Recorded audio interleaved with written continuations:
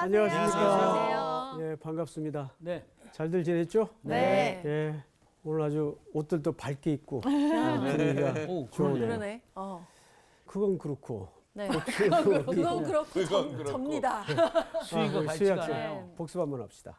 네, 지난주에는 사실은 길게 얘기할 건 별로 없어요. 너무 명확한 포인트가 맞아. 있기 때문에. 그렇죠. 근데 어쨌든 줄거리를 얘기하면은 예수님이 부활을 하셨잖아요. 그렇죠. 그러니까 뭐 아무도 부활을 믿지 않은 믿질 거예요. 않아. 그래서 이제 그 예수님의 제자들 중에 2명이 또 그냥 이제 어떻게 돼야 되는 거야 막 이렇게 고민을 하면서 고향으로 돌아가던 그 두 제자에게 엠마오로. 예수님이 나타납니다. 근데 우리가 확실하게 네. 내가 부활한 게 사실이야. 니네가 들었던 소문이 맞아라고 할 거면 봐, 못 박혔잖아. 나야, 내가 나. 그 예수야라고 하면 되는데 나야. 예수님은 본인을 숨기시고 왜 근심하냐 물어보시면서 그들이 믿고 있던 그 당시에 구약 성경 그대로 이루어지고 있다는 걸 성경을 풀어주시는 거예요.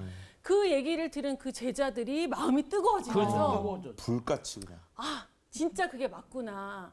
우리 앞에 나타난 분이 예수님이었구나. 눈이 를 하면서 이제 예수님이 성경에 믿지 않는 그들에게 복음을 전파하라라고 했던 얘기처럼 그들이 성경의 말씀을 붙잡고 일어났을 때 이제 복음을 전파하는 그런 제자들이 되게 된 거죠. 근데 사실은 저는 지난주 말씀을 들으면서 성경을 풀어줘도 예수님이 풀어줬으니까 이해가 쉬웠겠지.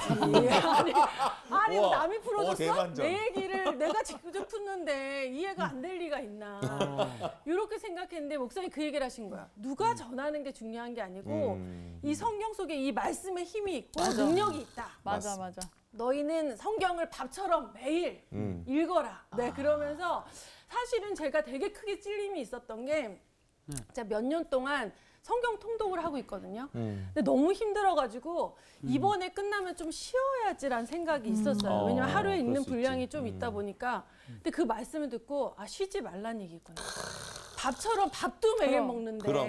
이 성경을 이렇게 쉬어서 되겠느냐. 그래서 읽는데 더 집중하기로 또 결단했습니다. 오, 브라보. 또 복습 듣다가 은혜 받긴 처음이야. 아이, 최고의 복습이에요. 최고. 아주 임팩트 있게 네. 몇 번 난 새끼로 새나 했죠. 약간 위태위태했죠. 네. 근데 이 본론을 잘 쫓아 들어갔어요. 결국 그거예요. 사람이 어떻게 전하느냐가 중요한 게 아니고 복음 자체가 능력이 있다. 맞습니다. 그거예요. 네, 아주 좋았습니다. 오늘 수업 마가복음 56강 표적. 자, 이제 오늘은 마가복음 마지막 시간입니다. 마지막 시간. 이제 또 다음 시간에는 이 마가복음 전체를 한번 이 정리하는 시간을 좀 가질 겁니다. 네. 간단하게. 자, 간단하게 할 거예요. 네. 자, 오늘은 이제 마지막 부분을 좀 같이 보죠. 네. 마가복음 16장 14절서부터 20절까지. 자, 누가 먼저 읽을까요? 네, 저부터 예. 읽겠습니다. 그 후에 11 제자가 음식 먹을 때에 예수께서 그들에게 나타나사 그들의 믿음 없는 것과 마음이 완악한 것을 꾸짖으시니 이는 자기가 살아난 것을 본 자들의 말을 믿지 아니함일러라. 또 이르시되 너희는 온 천하에 다니며 만민에게 복음을 전파하라. 믿고 세례를 받는 사람은 구원을 얻을 것이요 믿지 않는 사람은 정죄를 받으리라. 믿는 자들에게는 이런 표적이 따르리니 곧 그들이 내 이름으로 귀신을 쫓아내며 새 방언을 말하며 뱀을 집어올리며 무슨 독을 마실지라도 해를 받지 아니하며 병든 사람에게 손을 얹은즉 나으리라 하시더라. 주 예수께서 말씀을 마치신 후에 하늘로 올려지사 하나님 우편에 앉으시니라. 제자들이 나가 두루 전파할세 주께서 함께 역사하사 그 따르는 표적으로 말씀을 확실히 증언하시니라. 아멘. 아멘.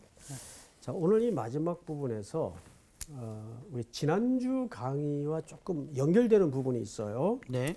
자, 14절을 보시면 그 후에 11 제자가 음식 먹을 때에 예수께서 그들에게 나타나셨죠. 네. 그들의 믿음 없는 것과 여기도 또 믿음, 지난주 시간에 의해서 또 믿음 없는 것과 마음이 완악한 것을 꾸짖으시니 이는 자기가 살아난 것을 본 자들의 말을 믿지 아니함일러라. 자, 예수님이 여기서 아주 강조한 초점이 뭐냐면 믿지 않은 걸 강조했어요. 네. 네. 그리고 그 마음의 상태가 완악.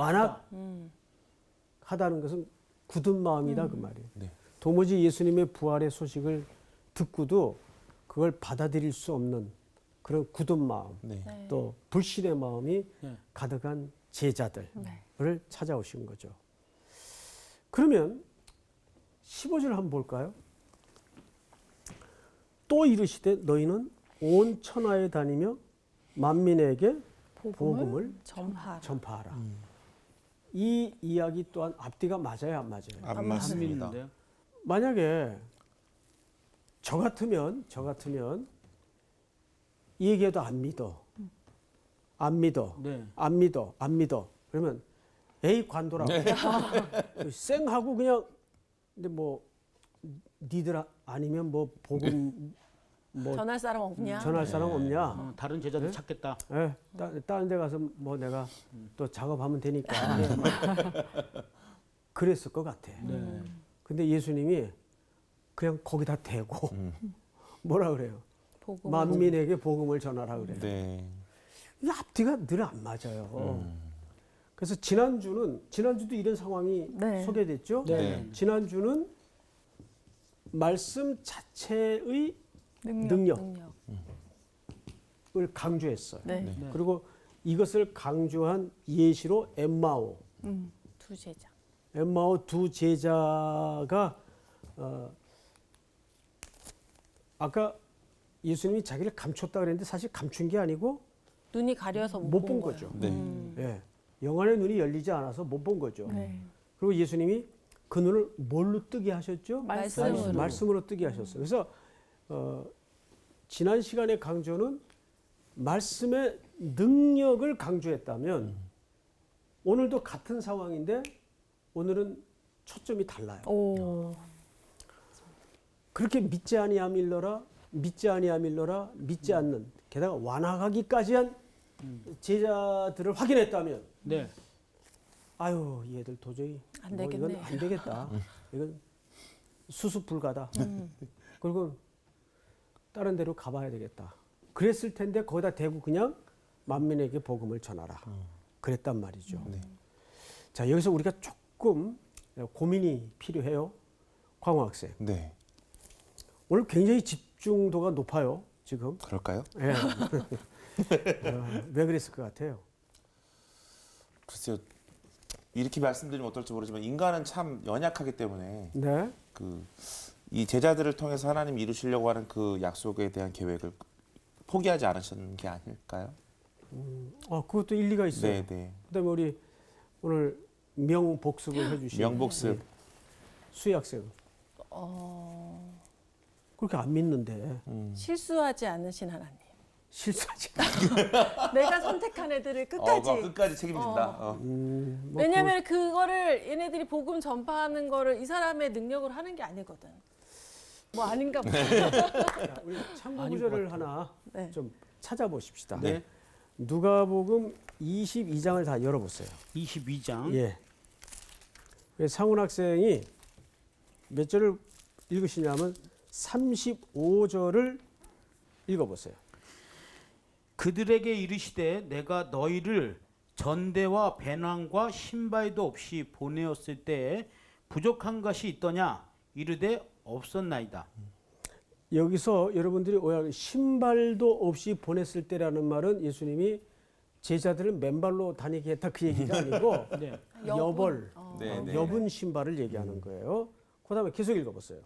이르시되 이제는 전대에 있는 자는 가질 것이요 배낭도 그리하고 검 없는 자는 겉옷을 팔아 사일지어다. 예, 이게 좀 논란이 많은 구절인데 앞을 보세요. 이 제자들에 대한 당부는 지금 십자가를 지러 가시기 직전에 준비시키는 상황이에요. 네. 제자들에게 준비시키는 상황이에요. 근데 이해하지 못할 내용이 뭐냐면 그리하고 검 없는 자는 뭘 팔아서 겉옷을 겉옷을 팔아 살죠. 그리고 뭘 살지어다? 검을 사래요. 자, 베드로가 칼을 빼어들 때도 망한다고 하는 하는 자는 칼로 망한다. 그렇죠. 검으로 망할 거다. 네. 그리고 예수님이 폭력을 네. 이런 무력을 조장할 수는 없는 거거든요. 네. 네네네. 그래서 여기서 두 가지가 풀어져야 돼요. 검이 무엇이며 또 겉옷은 무엇인가. 그러면 거꾸로 겉옷부터 한번 네. 좀 그 당시 문화 속에서 유대 사람들은 겉옷을 어떻게 인식을 하고 있었는가. 신분을 나타내. 생존품이죠, 완전. 아주 좋은 단어를 지금 하나 쓰셨는데 당시 사람들의 옷의 그 스타일은 그냥 통옷이에요. 네. 그리고 이제 끈으로 허리 한번 묶는 걸로 네. 다해요. 그런데 겉옷은 이제 생존의 개념도 되지만 유대인들에게는 마지막 그것이에요. 네. 마지막. 겉옷까지 다 팔았다. 그러면 마지막 그것이에요. 그래서 예루살렘으로 나귀를 타고 예수님이 입성하실 때 연도에 선 겉옷을 사람들이 네, 뭘 겉옷을. 깔았어요? 겉옷을 다 바닥에 깔아. 그렇죠. 그러니까 겉옷을 팔았다는 것은 그 마지막 네. 것까지 다 드렸다 그 말이에요. 그래서 지금 예수님이 뭐라고 제자들에게 준비를 시키냐면 네. 검이 없는 자는 그럼 여기서 검은 뭘 얘기할까? 성경에서 검은 두 가지를 설명해요. 자, 마태복음에 보면 내가 화평을 전하러 온 줄로 생각하느냐? 검을 주러 왔다. 거기 주러 왔다라는 말은 검을 던지러 왔다. 네. 그러니까 화평의 반대는 뭐예요? 분쟁이에요. 네. 검은 첫째는 분쟁으로도 이해를 하지만 또 하나의 개념은 보편적으로 말씀을 얘기합니다. 네. 그러면 이 문장이 무슨 얘기가 됩니까? 겉옷을 팔라는 말은 자기의 마지막 것까지 전부를 헌신해서 네. 뭘로 인생의 기초를 삼으라는 얘기입니다. 말씀을 강조하는 거예요.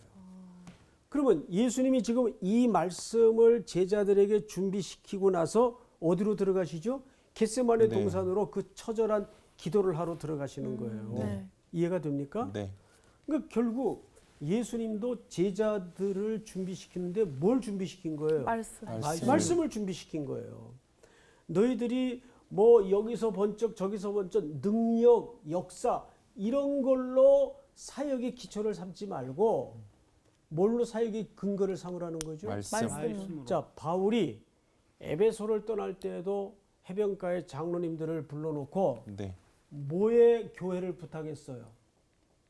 은혜의 말씀께 은혜의 말씀. 부탁하노니.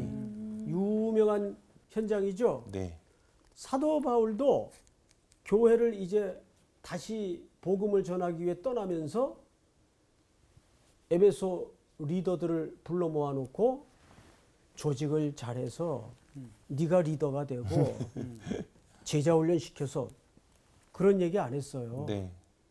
중요한 것은 핵심이 은혜의 말씀께 부탁합니다. 지난주도 제가 내내 강조했던 게 뭐예요? 말씀. 성경. 그들의 마음을 뜨겁게 하고 그들의 눈을 열어줬던 게 예수님이 말씀을 풀어줬기 때문이에요. 네. 이해가 돼요? 네. 네. 자, 그렇다면 네. 다시 돌아가서 마가복음 몇 절을 보시냐면 14절 끝에 살아난 것을 본 자들의 말을 믿지 아니함일러라 또 이르시되 너희는 온 천하에 다니며 만민에게 복음을 전파하라. 자, 여러분, 그러면 지난주는 말씀 자체에 초점이 있었다면 이번에는 뭘 얘기하고 싶은가 하면 이 부탁을 누구에게 하냐 그 말이에요. 제자들 제자들인데 그 제자들이 지금 상태가 어때요? 안 좋아요. 어? 안 좋아요. 카오스의 상태란 말이에요. 네. 제자들의 상태가 네. 긴가민가 네. 정도도 양호한 상태죠 지금. 네네. 그런데 그런 사람들에게 부탁을 하는 것은 복음 전파는 사람이 하는 거 아니다 그 말이에요. 네. 네. 결국. 그러니까 복음은 사람의 지혜나 말의 설득력이 있지 않다는 거예요. 그러면 네. 이런 혼돈에 지금 놓여 있는 제자들에게 만민에게 복음을 전하라는 그 메시지의 핵심은 뭘까요? 복음은 인간의 설득력이나 이해력이 있지 않다는 거죠. 네. 일방적이라는 거죠. 네. 그러면서 우리가 한 가지 더 좀 확인할 때가 있는데 마태복음 13장을 좀 넘겨보세요. 마태복음 13장 53절을 보세요. 우리 향기 학생 53절 한번 읽어보세요. 쭉. 예수께서 이 모든 비유를 마치신 후에 그곳을 떠나서 고향으로 돌아가사 그들의 회당에서 가르치시니 그들이 놀라 이르되 이 사람의 이 지혜와 이런 능력이 어디서 났느냐. 자, 여기까지만요. 예수님의 이 고향 방문기죠. 네. 네. 예수님이 이제 비유 설명을 다 제자들에게 가르치시고 나서 고향을 찾았어요. 그럼 예수님의 고향은 어디입니까? 나사렛, 그렇죠. 원래 태어나신 곳은 거기가 베들레헴. 베들레헴이죠. 베들레헴이고. 근데 여기서 고향의 기준은 자라나신 곳. 네. 이 마을은 예수님에게 낯선 마을일까요? 익숙한 마을일까요? 익숙한 마을. 예, 익숙하죠. 네. 그럼 마을 사람들이 예수를 볼 때도 익숙할까요? 낯설까요? 익숙하죠. 익숙하죠. 어느 날 잠시 눈에 안 띄던 어느 집에 한 청년이 고향을 찾아서 갑자기 회당에 들어가서 뭘 가르친다는 거예요. 그러면 뭐 그 마을이래야 조그마한 마을일 텐데 아무개 집 아들 왔어. 근데 뭐 회당에서 뭘 가르친대. 한번 가보자. 해서 이제 쭉 이렇게 둘러 앉았겠죠. 네. 그리고 이제 그 익숙한 청년 예수가 서가지고 이제 말씀을 가르치는데 첫 번째 마을 사람들의 반응이 뭐였어요? 누구냐 이 사람? 놀랐어요. 네. 이 놀람은 경이로움의 놀람이에요. 어떻게 저런 말씀을 하냐 이런. 그러면 그 놀람 밑바닥에는 무엇이 기반으로 깔려 있죠? 마을 사람들의 인식 속에는 자라놓은 기존에 환경이나 뭐 네. 이런 것들. 늘 봐오던 약간 무시하는 마음. 그치. 내가 잘 안다 그 말. 잘 안다. 그치. 아니 저 어머니가 마리아 아니야? 그쵸, 마리아 그쵸. 큰아들 아니야? 그 아버지 일찍 죽었잖아. 그리고 목수 일했고 쟤도 어릴 적에 아버지 그 옆에서 목수 일 좀 도와주고 했던 아인데 예. 그리고 형제들이 누군지 이름들이 다 나와요. 네. 이 뒤에 보면 네. 그 형제 누구누구도 있었고 너희들도 지금 우리와 함께 있는데 아니 저 청년이 어디서 저런 지혜와 능력이 난 거야? 그러니까 그 놀라운 배경 속에는 뭐가 깔려 있는 거죠? 잘 안다. 익숙함이 깔려 있는 거예요. 네.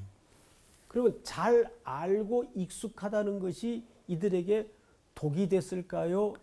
유익이 됐을까요? 독이 되죠. 독이 된 겁니다. 이게 굉장히 중요한 요소예요. 네. 그래서 우리는 가끔 가다가 내 신앙도 좀 객관의 자리에 던져놓고 우리는 낯선 연습을 해야 됩니다. 아, 그건 뭐 다 아는데 뭐. 내가 성서학당 지금 다닌 세월이 몇 년인데 예? 다 아는데 뭐. 저에게 지금 5번째 듣는다. 뭐 이런 거죠. 근데 그게 신앙을 진보시키는데 방해가 될 수 있다 그 말이에요. 그 마을 사람들이 이제 반응을 좀 보십시다. 55절. 우리 상훈 학생 한번 읽어보세요. 이는 그 목수의 아들이 아니냐? 그 어머니는 마리아고 그 형제들은 야고보, 요새, 시몬, 유다라 하지 않느냐? 계속해서 그 누이들은 다 우리와 함께 있지 아니하냐? 그런즉 이 사람의 이 모든 것이 어디서 났느냐? 하고. 자, 마을 사람들이 2번 똑같은 질문을 했어요. 어디서 나? 어디서 낳느냐. 이 질문이 어디서 났느냐? 근데 성경이 참 얼마나 역설이고 아이러니인가 하면 어디서 났느냐라는 출처를 묻는 질문인데 네. 그 엉뚱한 질문이 예수님의 아이덴티티, 정체성을 드러내고 선포하는 빌미가 돼요. 자, 마태복음 12장 50절을 보세요. 12장 50절. 50절을 우리 수희 학생이 한번 읽어볼까요? 누구든지 하늘에 계신 내 아버지의 뜻대로 하는 자가 내 형제요 자매요 어머니이니라 하시더라. 자, 보세요. 예수님께서 두 가지 얘기하죠. 하나님을 누구로 고백합니까? 아버지. 네, 아버지. 여기서 자기 신분을 설명하세요, 이미. 어, 그리고 하늘에 계신 아버지니까 자기는 네, 어디서 아버지. 오신 분이라는 얘기입니까? 하늘에. 위로부터 난 사람이라는 얘기예요. 그 말은 마을 사람들이 이거 어디서 난 지혜고 능력이냐 했을 때 예수님은 위로부터 난 분이요 하나님의 아들이라는 이야기를 이렇게 설명하는 겁니다. 네. 자, 그런데 예수님이 이 말을 하게 된 이유가 뭐냐면 한 사람이 저 선생님 밖에 어머님하고 동생들 형제들이 왔어요. 찾아왔습니다. 네. 왜냐하면 그 당시에는 예수님이 두 가지 오해를 가짜 뉴스에 휩싸여 있었습니다. 좀 미쳤나 봐. 이런 소문이 있었고 귀신에 들렸다는 소문이 있었어요. 네. 그러니까 조그만 공동체니까 어머니에게까지 이 소문이 들렸을 게고 걱정이 돼서 이 장남이 어디쯤 있나 수소문하다가 지금 찾아온 거예요. 네. 그러니까 안에 있던 사람이 선생님 어머니 오셨습니다. 형제들하고. 그러니까 예수님께서 정색을 하시고 앞에 말씀을 듣고 있는 자들을 가리키면서 누가 내 형제고 누가 내 자매냐 누가 내 어머니냐 그리고 50절 말씀을 하시는 거예요. 하늘에 계신 내 아버지의 뜻대로 행하는 자라야 내 자매고 내 형제고 내 모친이다. 그러니까 여기서 무슨 정의를 새롭게 하신 거죠? 가족의 정의를. 근데 이 얘기를 듣고 소문이 더 크게 퍼졌을 것 같은데? 그 말이 확실하다. 이상하다. 사람이 안 먹어도 이상하더라. 이상한데. 그러면 약간 좀 화가 나시죠. 그래서. 내 얘기 다 끝난 다음에 추론은 그러면 네. 예수님이 여기서 강조하고 싶은 것은 혈육, 혈육의 기초와 기반으로 하나님의 가족이 되는 것이 아니다. 네. 그리고 베풀어 주신 비유가 쭉 13장 전체를 뒤덮다가 다시 오늘 13장 53절서부터 보세요. 결론으로 53절 보세요. 예수께서 이 모든 비유를 마치신 후에 어디를 가셨다고요? 나사렛. 수요하세요? 고향. 네, 고향. 나사로로 가셨어요. 그 거기서 어떻게 됐습니까? 세 번째 마을 사람들의 반응. 배척을 당하세요. 네. 그렇죠. 이 배척당했다는 말이 무슨 뜻인가 하면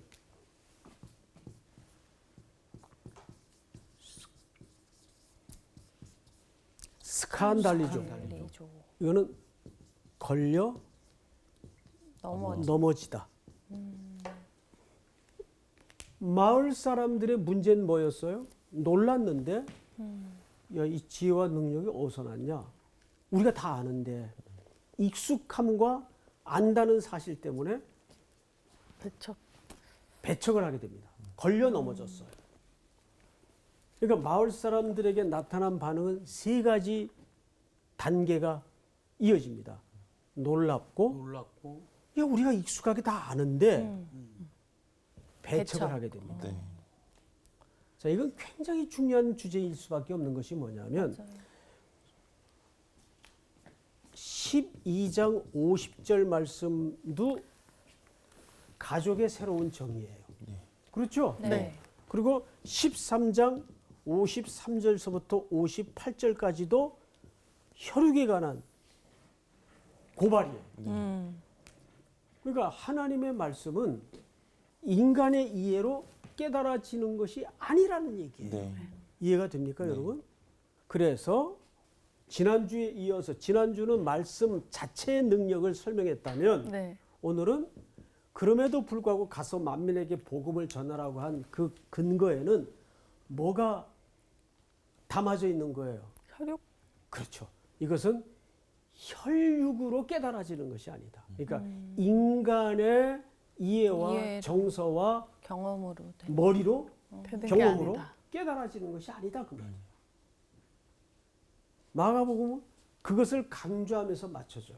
근데 배척이라는 게 우리가 예수를 배척했다 이런 느낌인 것 같은데 원어로 봤을 때 걸려 넘어지다면은 결국 나의 경험 때문에 내가 걸려 그치, 그치. 넘어지는 그렇죠. 상황이 되는 그렇죠. 것 같아요. 맞습니다. 정확하게. 그래서 이 단어를 배척했다는 단어를 정확히 이해해야 돼요. 스칸달리조라는 말은 자기가 걸려 넘어지고 네. 그러니까요. 자기의 경험. 안다는 그 네. 사실 네, 때문에. 네. 아주 우리 마을에 저기 같은 잘한 맞아. 청년인데 근데 솔직히 늘 솔직히 얘기했지만 솔직히 솔직히. 예, 하여간 초등학생서부터 우리 같이 다 생활을 했어. 이제 예를 들어서 네. 근데 어느 날 광우가 몇 년 안 보여요. 이 어디 뭐 서울로 취직하러 갔나? 그런데 어디 강화도 어느 쪽에 뭘 돌을 닦으러 가는 건지 약간 이상한. 그다음 갑자기 이제 이 목동에 나타난 거야. 오랜만에. 네. 그러더니 자기가 설교를 하겠다고 나서더니 단에 서서 입을 열어 율법을 해석하고 말씀을 해석하는데 사실은 내가 예수다. 그러면 네, 네, 네. 우리 상훈 학생 같으면 맞습니다. 이러진 않죠. 네. 그러셨군요. 네, 네. 미처 몰랐습니다. 그럴까요? 아니요. 저 왜 저래? 사탄아 불러. 꿀밤한데 안 맞으면 다행이죠. 광우야 왜 그러니? 아, 이해가 확 들어오네. 아직 여름도 안 되는데 더위 먹었니? 뭐 이랬을 거 아니에요. 예, 예. 그러니까 이 마을 사람들이 못돼 먹었다 이렇게 봐서는 안 돼요. 네. 우리 같으면 안 그랬겠냐고. 네, 네. 그렇죠. 우리 같으면. 네. 그러니까 이것은 어디에 강조점이 있는가 하면 혈육으로 믿어지는 게 아니다. 네. 그래서 오늘 마가복음이 어떻게 끝나는가를 잘 보세요. 자, 마가복음 오늘 본문으로 다시 갑니다. 네. 16절. 믿고 세례를 받는 사람은 구원을 얻을 것이요 믿지 않는 사람은 정죄를 받으리라. 지금 그 말을 하는 거예요. 제가 지금 방금 말씀드린 대로 그것이 어떤 이들에게는 이 십자가의 사건이 걸림돌이 되고 어떤 이들에게는 나에게 임재한 사건으로 믿어지고 네. 이게 논리력입니까? 이해력입니까? IQ 문제입니까? 그 문제가 아니에요. 네. 그래서 제가 이제 좋아하는 존 스타트라는 영국의 네, 신학자가 있어요. 그분이 이런 얘기를 해요.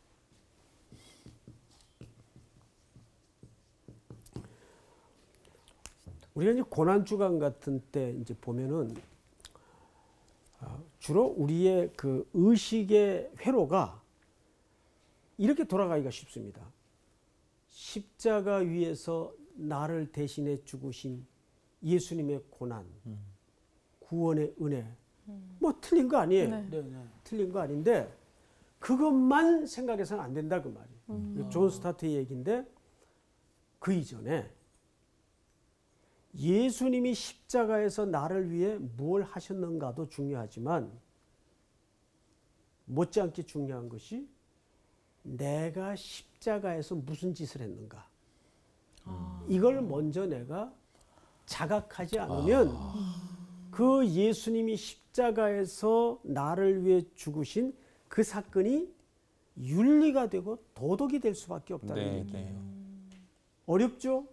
다시 한번 말씀드립니다. 우리가 십자가를 바라볼 때마다 예수님이 십자가에서 나를 위해 뭘 하셨냐를 생각하기 이전에 내가 내가 십자가에서 무슨 짓을 했는가?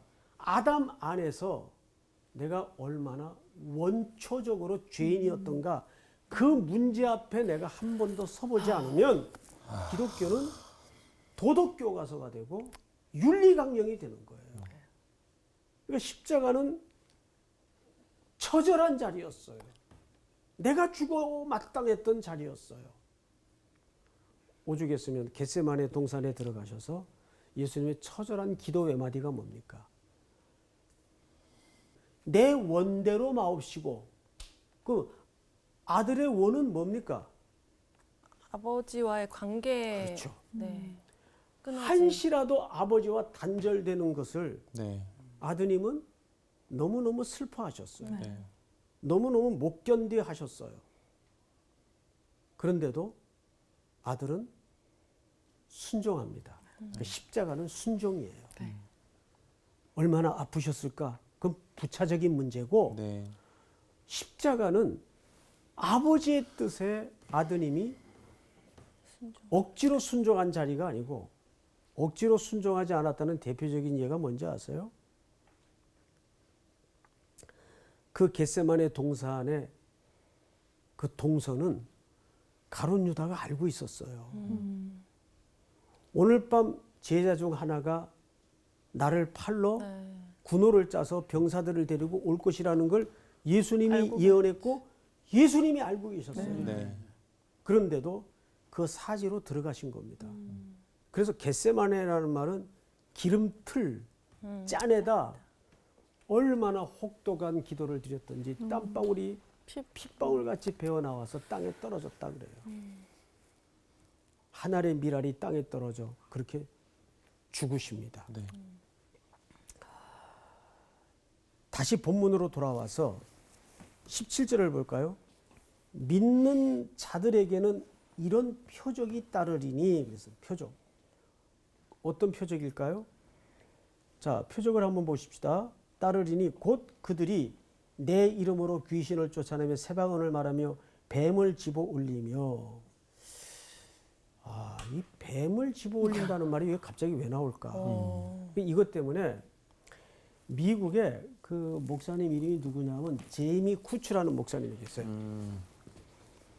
제이미. 이분이 어떤 분인가 하면 마가복음 16장 이 본문을 문자 그대로 믿어서 뱀을 집어서. 네. 아. 그 나중에 경찰이 달려들어가지고 조사를 해보니까 집에 뱀을 74마리를 키우고 있더래요. 74마리. 실제 충청도에서도 이 비슷한 사례가 있어가지고 있었죠. 네. 목사님이 뱀에 물렸는데도 치료 안 하고 버티다가 돌아가신 경우도 있고. 자, 여러분들이 이 본문을 어떻게 이해하세요?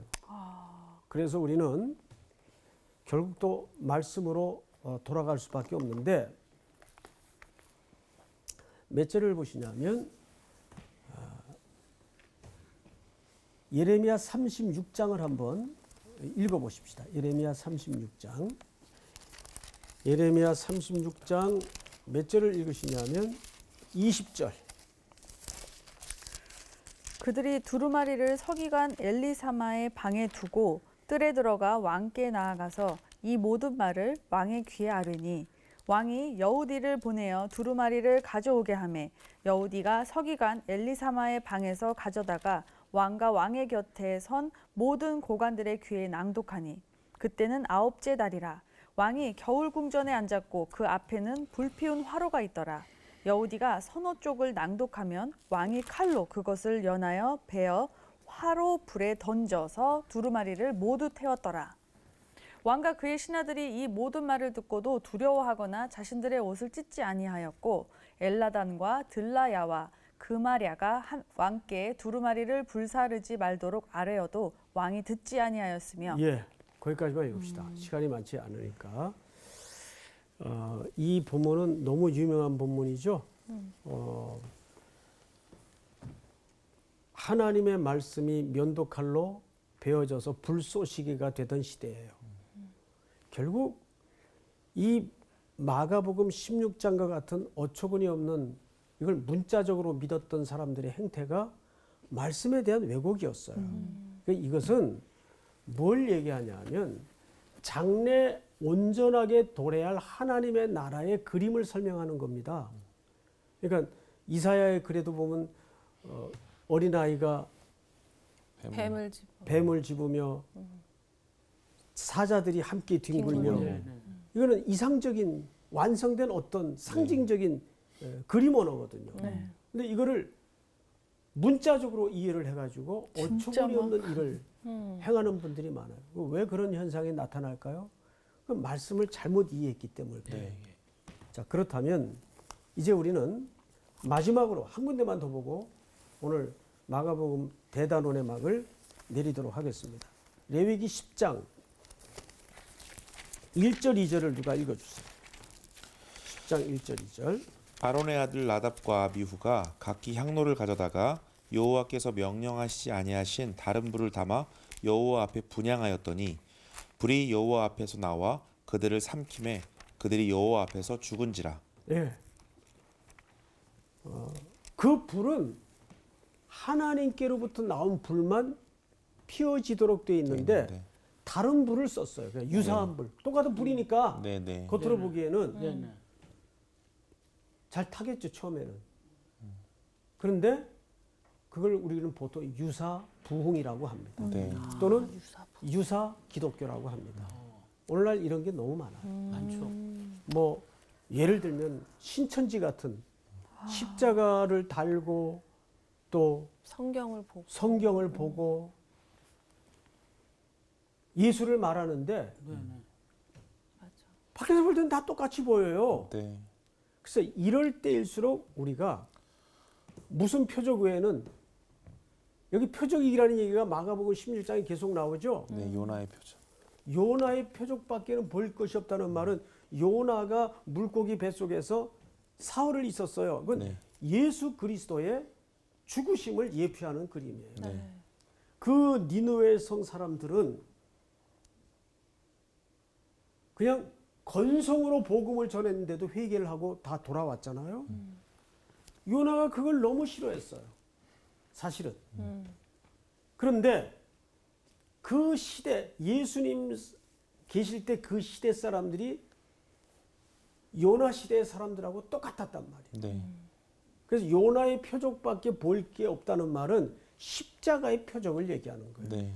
그래서 예수님이 죽어야 했고, 그리고 마지막까지 예수님이 강조했던 것은 말씀을 준비하라는 얘기를 우리들에게 하시는 거예요.